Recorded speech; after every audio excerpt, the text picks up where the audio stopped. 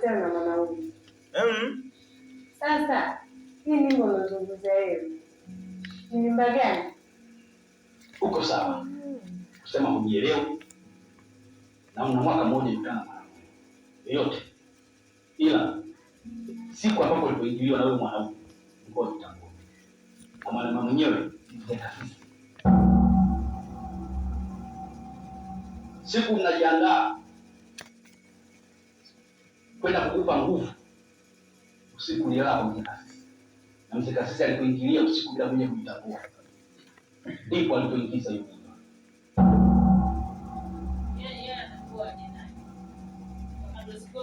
Na huyo mtoto siku utakapomzaa baada ya siku 3 atakufa. Baada ya kufa kaburi lake wataweka chungu. Baada ya hapo watajitengenezea nguvu zao za kichawi. Nini faida yake?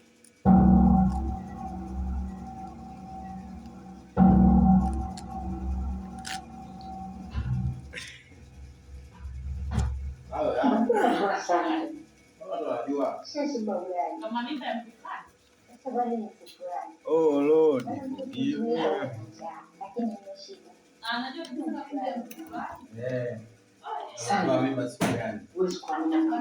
Na ulikaa style gani?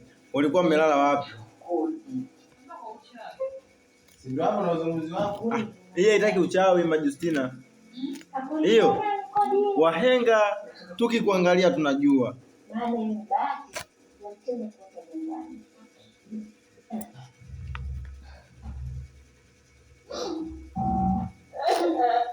Nini kilichokupeleka kwa Kigogola? Hali ya kuwa unajua wewe sisi na Kigogola ni watu na mtu na adui yake. Kila kishakuwa naona kama mnanichanganya kichwa changu.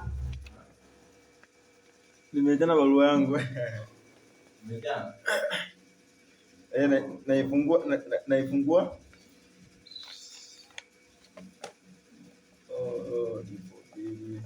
Natengeneza video ni post YouTube.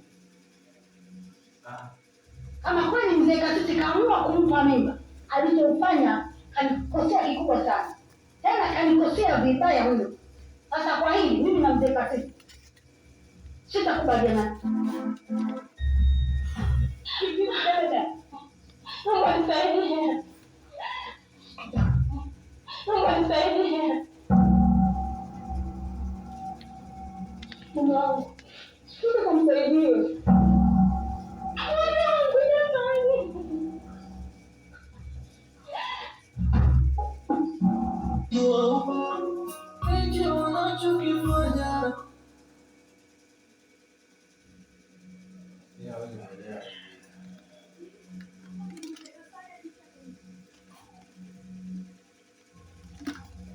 Mambo ya hayati Benzuluza.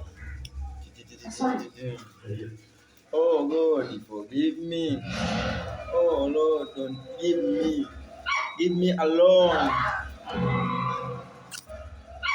Give me alone. Guys, tumefanikiwa kufungua barua yetu. Let's do this.